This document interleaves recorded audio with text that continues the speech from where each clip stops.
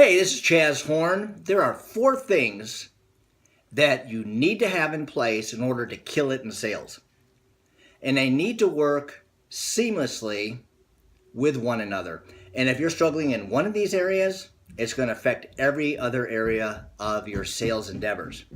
Let me explain by talking about a conversation I had with a small business owner of an IT company. I was talking with Mike, and he had some concerns about his lack of sales. So I began to drill down. And by the way, I use the acronym TABS, TABS, and I'll go through those right now. And so the first question I asked him, well, let me know within your organization what sales behaviors you're doing. The behaviors are the things we have control of. We can't control the outcome, how many appointments we have, but we can control the amount of behaviors, whether it's a call or something else that we make in order to schedule that appointment. So they were making cold calls, not the most effective way to reach out, and I could discuss that in another video, but it was a decent amount of cold calls. I said, okay, well, tell me about the mindset and the attitude of your sales staff. He told me, well, there's a couple people that seem to have kind of a sucky attitude. I said, well, tell me more. He said one salesperson in particular comes to the sales meetings, and after a botched sales appointment or a missed sale, he'll say, I was worried blank was going to happen. He was always worried. By the way, we act on what we think about. And if we worry that A, B, or C is going to happen, most likely it's going to.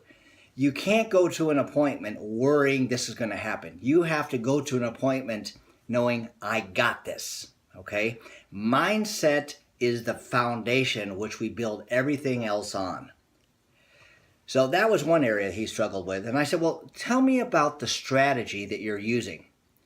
And this, you could make cold calls or reach out different ways. By the way, I have a strategy within LinkedIn that people are killing it, spending 20 minutes a day, scheduling 10 to 15 appointments a month of people who are interested in what they have to offer.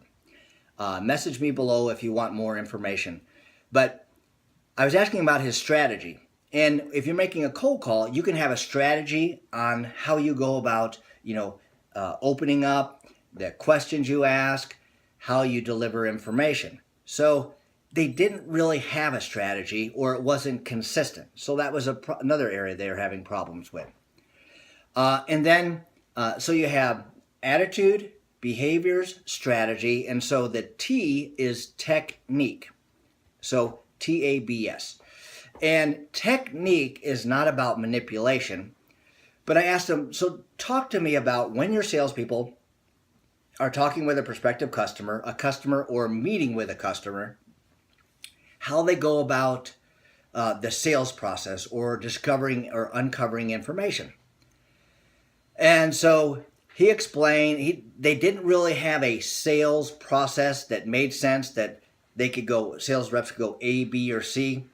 And for instance, a bad technique would be, who's the decision maker?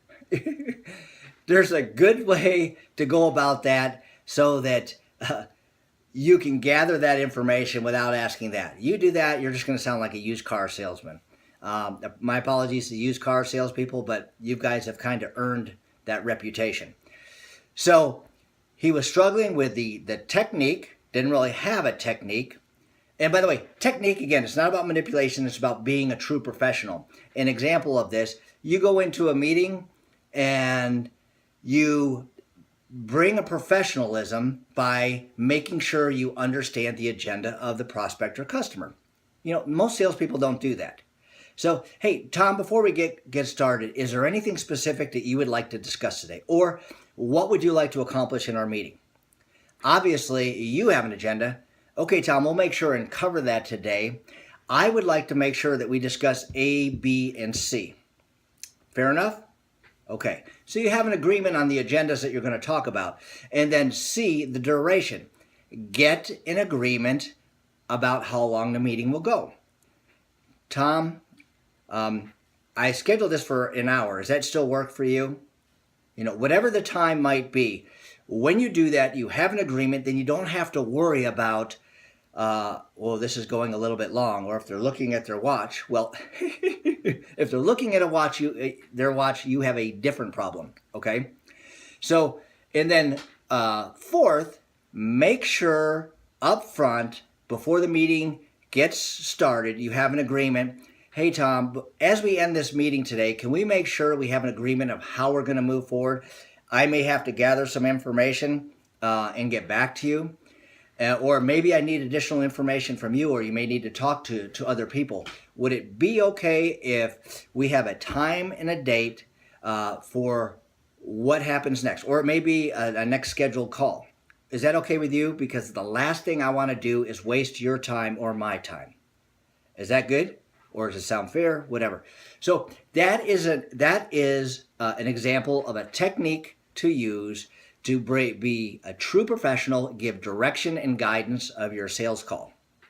So make sure if you're struggling in sales, it's going to be your technique, your attitude, mindset, your behaviors, and or your strategy. And usually it's a couple of those.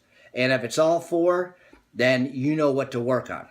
And by the way, if you're killing it, you could see, oh, wow, I'm killing it because my technique is good, my attitude, mindset is great, my behaviors are there, and my strategy is strong. By the way, I have a masterclass which goes into detail about all these, which I'm offering at no cost for a limited time. And if you'd like to learn more, go ahead and click on the link below in the comments and register for the masterclass, and let me know if you have any questions, okay? Until we talk again or my next video, go rock this day.